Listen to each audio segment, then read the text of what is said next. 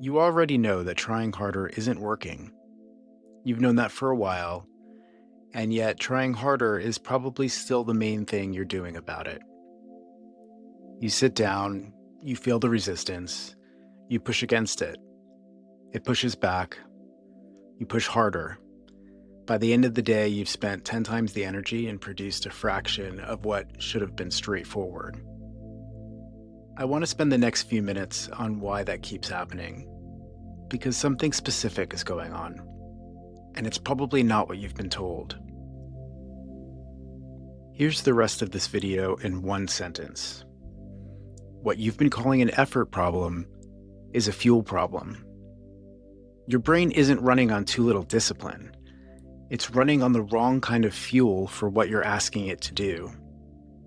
And pressing harder on the wrong fuel drains the tank faster. It doesn't fill it. That's the reframe.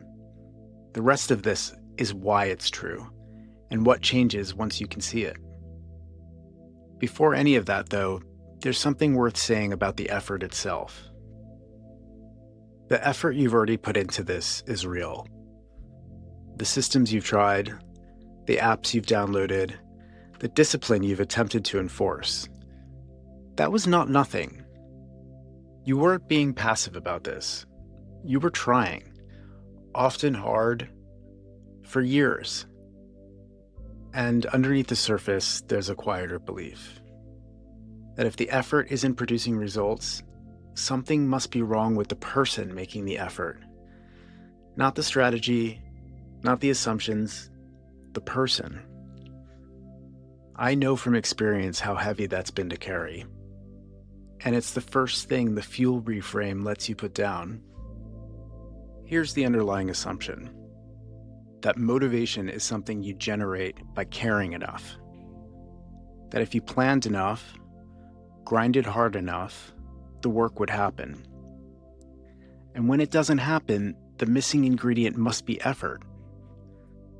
That's the model nearly every productivity book is built on. It might be the model you've been quietly using on yourself for 20 years. The problem isn't that it's a bad model. The problem is that it's a model built for a brain that produces motivation differently than yours does. You've been using a manual that doesn't describe the engine you're driving. So every time it fails, the fault is pointed back at you. And so the next question is the one that actually matters. What does this brain actually run on? The simplest way to say what's happening is that an ADHD brain regulates motivation differently. Not less of it exactly, just differently.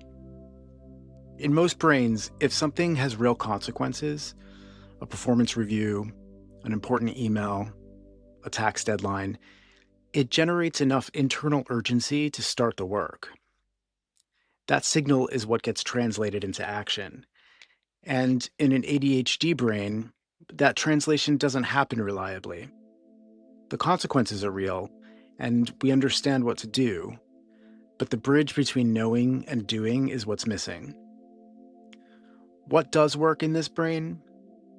Interest, urgency, novelty, challenge, stakes. Those are the conditions where motivation actually fires.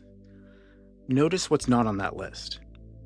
Importance, long-term value, it being good for you, it being your job. That's not a moral failing. That's how the system is wired. So here's another important question worth thinking about. If the fuel is wrong, what does applying more pressure actually do?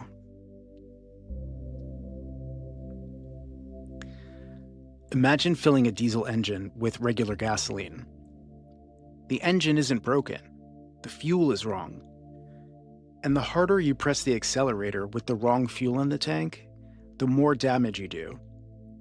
Not because pressing the pedal is a bad thing in general, but because pressing it in this scenario accelerates the failure. That's what trying harder does when your brain isn't interested. It doesn't fill the tank, it drains it faster. It generates more cortisol, more shame, more avoidance, and less of the actual chemistry the brain needs in order to start. This is the reframe I want you to sit with. The effort wasn't wasted because you weren't strong enough. It produced almost nothing because it was the wrong intervention. You weren't weak, you were just using the wrong fuel. Once you can see that, a few things start to shift. The first is that you can stop running the audit on your character every time a task stalls. That audit was based on a model that didn't apply. You can put it down. The second is that the question changes. It stops being, why can't I make myself do this?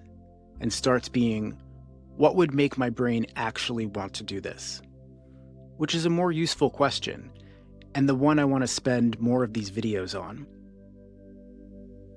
I want to be honest about something. None of this is a hack.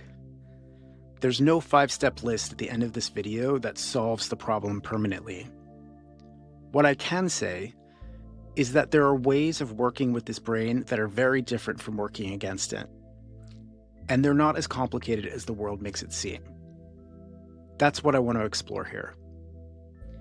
If you want a starting point, something concrete to work with this week, I made a short guide called the Activation Toolkit. It's a single page on what actually generates initiation in this kind of brain, and how to use that on purpose. The link is in the description.